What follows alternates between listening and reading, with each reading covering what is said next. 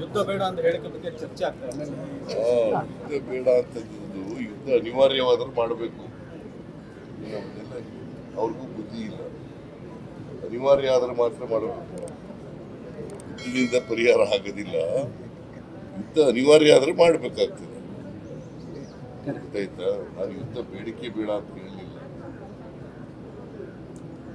ನಾವು ಪಾಕಿಸ್ತಾನದ ಮಾಧ್ಯಮಗಳಲ್ಲಿ ಆತರ ಬಿಂಬಿತ ಆಗ್ತಿರುವಂತದ್ದು ತಮ್ಮನ್ನು ಕೂಡ ತಮ್ಮ ಹೇಳಿಕೆ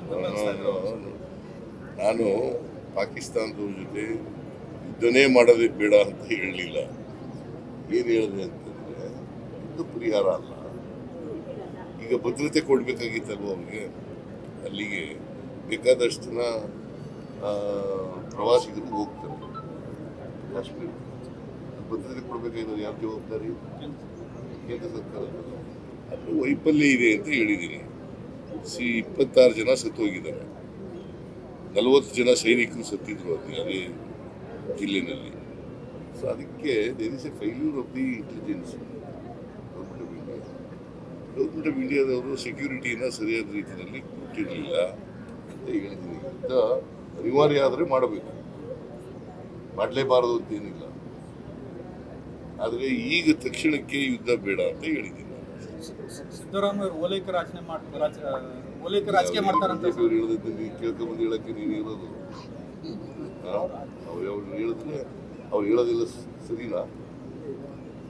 ಅವ್ರು ಉತ್ತರ ಕೊಡೋದೇ ಸರಿ ಇಲ್ಲ. ಯುದ್ಧ ಬೇಡ ಅಂತ ಹೇಳಿಕೆ ಬಗ್ಗೆ ಚರ್ಚೆ ಆಗ್ತಾ ಇದೆ. ಯುದ್ಧ ಬೇಡ ಅಂತಂದಿದ್ದು ಯುದ್ಧ ಅನಿವಾರ್ಯವಾದರೂ ಮಾಡಬೇಕು. ಅವ್ರಿಗೂ ಬುದ್ಧಿ ಇಲ್ಲ. ಅನಿವಾರ್ಯ ಆದ್ರೆ ಮಾತ್ರ ಮಾಡಬೇಕು. ಯುದ್ಧದಿಂದ ಪರಿಹಾರ ಆಗೋದಿಲ್ಲ. ಯುದ್ಧ ಅನಿವಾರ್ಯ ಆದ್ರೆ ಮಾಡಬೇಕಾಗ್ತದೆ.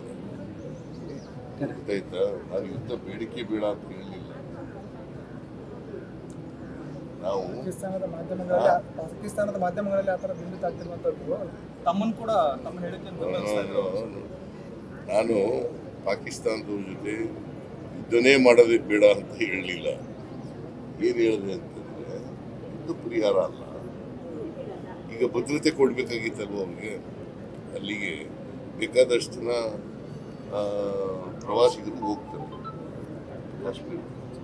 ಭದ್ರತೆ ಕೊಡಬೇಕಾಗಿರೋದು ಯಾರು ಜವಾಬ್ದಾರಿ? ಕೇಂದ್ರ ಸರ್ಕಾರ. ಅದ್ರ ವೈಫಲ್ಯ ಇದೆ ಅಂತ ಹೇಳಿದ್ದೀನಿ. 26 ಜನ ಸತ್ತೋಗಿದ್ದಾರೆ. 40 ಜನ ಸೈನಿಕರು ಸತ್ತಿದ್ರು ಅದೇ ಜಿಲ್ಲೆನಲ್ಲಿ. ಸೊ ಅದಕ್ಕೆ there is a failure of the intelligence.